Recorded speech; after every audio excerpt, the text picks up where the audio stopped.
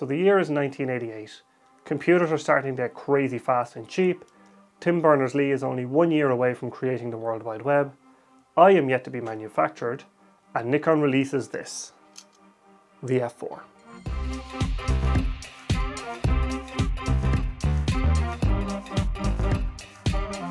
Now the first thing you'll notice when you pick up an F4 is that this camera is thick, with 2 Cs. In fact, it's got so much junk in the trunk, it weighs as much as the Z9. But what makes the F4 really interesting to me is that it's basically a manual camera, but with all of the sort of seeds of modern electronic cameras just sort of grafted on all over it. You can really see how transitional the F4 is, because it retains basically all the controls of the F3 except the winder for the automatic film advance and modern conveniences of the F4. So it does feel like an F3 with all the modern stuff kind of kludged onto it. And this transitional design makes the F4 really weird and kind of bewildering to use. So while it has a nice autofocus system and automatic film advance and rewind and really advanced matrix metering for the time, all of this functionality is controlled with knobs and dials and buttons and locks and levers instead of using a more computerized interface in the form of an LCD. And this is in contrast to what the other camera manufacturers did during this transition time. Minolta created the A mount, which nobody cares about, and Canon just said, well, to hell with the older technologies, we're just going to push those aside and create a brand new EF mount, which is fully electronic from the ground up with all brand new camera and lenses. Meanwhile, Nikon decided, let's try and keep some of the older technology and keep the lens compatibility while moving into the future. And it is said that a lot of people actually switched away from Nikon because of the F4. It wasn't as good as Canon's offerings at the time, apparently, and its weird usage and clunkiness actually pushed people away from the camera system. So with all that transitional weirdness in mind, let's take a look at how the F4 works. So to operate the F4, the first thing we need to do is turn it on. And to do that, you press down this little lock switch, which are single, continuous high, continuous low, and then continuous silent, which apparently slows down the advanced motor to make it a lot quieter. And then you have a self-timer mode as well. Next to that, we have our various exposure modes with manual, aperture priority, shutter priority, program, and program high used for high-speed shooting. This, of course, surrounds the exposure compensation dial, which, once again, has another lock. It's going to be a running theme of this camera. So I push in the little lock here, and then that allows us to change the exposure compensation. Behind that, we have our exposure counter, and here we have the multiple exposure switch. So when we pull this out, and it won't advance the film, and that allows you to do multiple exposures. Next to that, we've got our shutter dial, which goes from 4 seconds and a bulb mode all the way up to 1/8000 of a second. And then underneath the shutter dial, we actually have a little lever here, which when you turn it on, turns on the illuminators for the LCD in the viewfinder. This allows you to read your shutter speed, exposures, apertures, and other information in the viewfinder in the dark. Behind that, we have the first of the film rewind controls. So in order to rewind film, press R2's lock here in, and then flick down the lever, and then you just press R1 and that triggers a rewind. And over here around the film door and the manual rewind, we have the ISO selection dial, which is of course locked again, so we have to push in a little button, and that allows us to change our film ISO speed. And next, to open the film door, we have to once again push in this little lock switch, open up the door, and that gives us access to the film compartment. Then to load a roll of film, you just drop it in, stretch it out to the red, close it up, we're to the first frame. On the bottom, we've got our shutter release cable port, and we have our battery compartment, which is to flip it open, and then the whole grip slides off with 4 AA batteries inside of it. But up here we have our depth of field preview, so if we push that down, that mechanically pushes down the aperture lever inside the lens mount, and then we can lock the mirror up as well by pushing this to the side, very similar to the F3. Here we have our AFL lock, which locks the autofocus point for focus and recompose. And under that we have the auto exposure lock as well down here, which is also very useful. Now one nice thing about the F4 is that it has interchangeable prisms, so all we have to do is push this little lever on the side in, and that unlocks the prism, allowing us to just slide it clean off the camera. And this is actually the standard prism for the F4 with the matrix meter built into it. So if you're using other viewfinders, like for example the waist level viewfinder or the chimney finder or the action finder, some of them won't support some of the metering modes, but the default one is the one that supports matrix metering. And in fact, the switch for selecting the different metering modes is on the prism itself.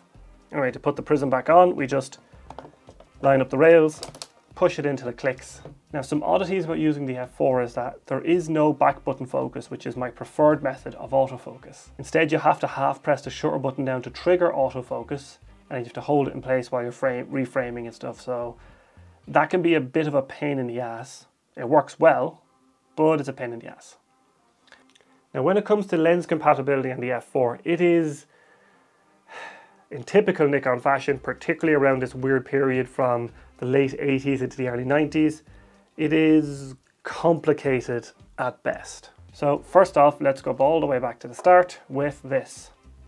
This is the 5cm f2 pre-AI lens. Now, because it's a pre-AI lens, it doesn't have the little cutout on the aperture ring for automatic indexing. So that means we need to flick up the AI tab on the ring here, and then we can just mount our pre-AI lens. Now, in terms of how the camera shoots with these, so you have to have in either A or M mode, and then you can stop down the lens, meter, and take your shot. The next type of lens Nikon introduced in 1977 was AI, which utilizes this spring-loaded ring around the lens, and that just mounts on normally. And then with AI lenses, the F4 can shoot in aperture priority mode and manual mode as well. Shutter priority and program don't actually work on the F4 with AI lenses. So we can use manual focus, or we can use the autofocus system to actually be used as a focus indicator. And in fact, it tells you which way to turn the lens as well, which is nice. So with an AI lens, while you are limited in your shooting modes, you do have access to full matrix metering, unlike pre-AI, which only gives you access to stop-down aperture priority metering. So now that we have an AIS lens out, let's talk about how these work on this camera. The way you tell an AIS lens from an AI lens is the little cutout on the lens mount. So next to the lens locking pin here, we have a little small cutout to it, which communicates with this little pin here on the lens mount. And that tells the camera that you're using an AIS lens. Without this little cutout, it's an AI lens, which you can see here is missing. And that means when we mount an AIS lens on the F4, we gain the full capabilities of the camera, except for autofocus, of course, because this is a manual focus lens. Now, when it comes to AI lenses, they actually had a pretty short time in the spotlight because technology was evolving so damn quickly. Before the F4 was released, we already had autofocus lenses. So we can just mount this on the F4, like so. And of course, that means we have a fully compatible autofocus F4 with the autofocus lenses. But of course, even these autofocus lenses got timed out because the relentless march of technology progresses on. So this is the 50mm f1.8G, and we can just use this lens on the F4. Now, this lens does work mostly, and that is because here is where compatibility starts to get even more confusing. So when it comes to using a G lens on this, all of the metering modes work fine, but the exposure modes are limited. So you can't use aperture priority or manual mode. You're actually limited to shutter priority and program mode. The reason for this limitation of exposure modes is because the camera needs to tell the lens what aperture to use, and in shutter priority and program mode, the camera will calculate what aperture to use and communicate that to the lens directly. And that's the only way it works, because there's no way for you to tell the camera what aperture to use. So technically you can use G lenses on the F4, it's just with some limitations. But also, because the F4 is compatible with AFS lenses, we can use these AFS G lenses on the camera and they will autofocus just fine. But as you get into more and more modern lenses, you start running into more and more limitations. So for example, if we take this big boy, and then with this setup we run into an additional limitation, not just the G exposure mode issue, but also the VR issue, and that is because the F4 cannot support VR. It's a newer technology, it didn't exist when the F4 was developed. And then when it comes to E lenses, if it has an AFS motor, you can actually use it on this camera, but because it's an E lens with an electronic diaphragm, the F4 can't control that at all, so you're stuck wide open. This is the same situation on all film cameras. And now that we know what lenses will work on this camera and how to use it, I think it's time to take it for a test drive. which is exactly what I did after I picked up the camera in Tokyo a few weeks ago.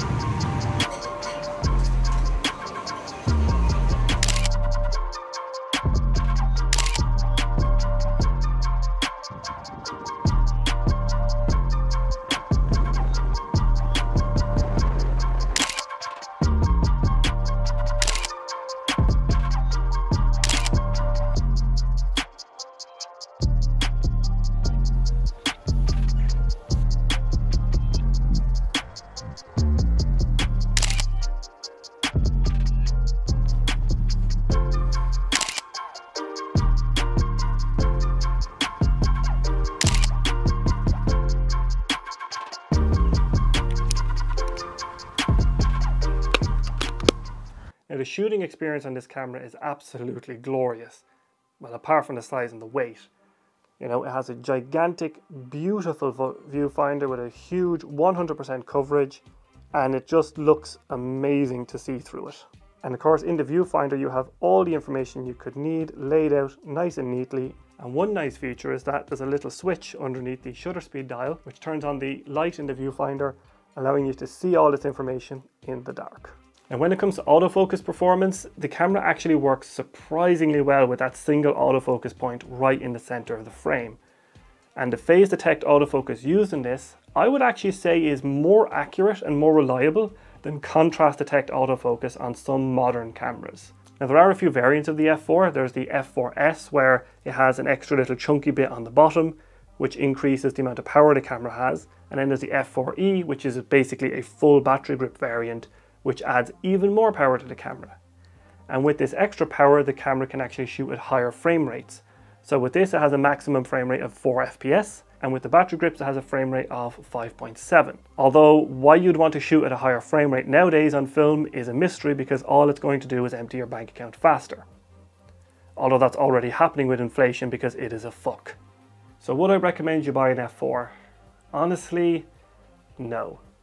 I feel that it's too big and awkward when you're using older lenses. So if you want to use old AI or AIS lenses, you're better off just buying a more manual camera like an F3 or an FM2 or an FE or any of the multitude of Nikon cameras that work great with those lenses with manual advance. And if you want the really advanced meter on this camera, you can actually use the Nikon FA, which has the amp metering system, which is the predecessor to full matrix metering, and apparently it works really well. But going in the other direction, if you want to use the more modern glass like the AF glass or G or any of the VR lenses, the F4 is also just not great because it's not compatible with a lot of those lenses, and any compatibility that is there is kind of weird. So you're better off just buying a more modern camera like an F5 or an F90 or an F100 or an F6, all of which are amazing cameras, have full compatibility with the G lenses and VR technology and all of that greatness. And they also have all the improved autofocus and other features that make them easier and more accurate to use compared to the F4. And that means the F4 just kind of ends up in the middle of everything. It's not great at any one individual thing. It's a very interesting piece of camera history, but unfortunately for me, that's all it is.